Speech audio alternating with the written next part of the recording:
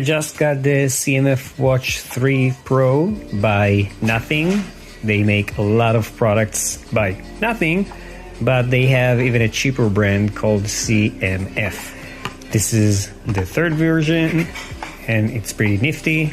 So, what in the box? The watch itself and a charging cable, which is a magnetic thing that connects on one side to the phone, and a USB on the other one, and a manual. Of course, through the app you can change the face of the watch.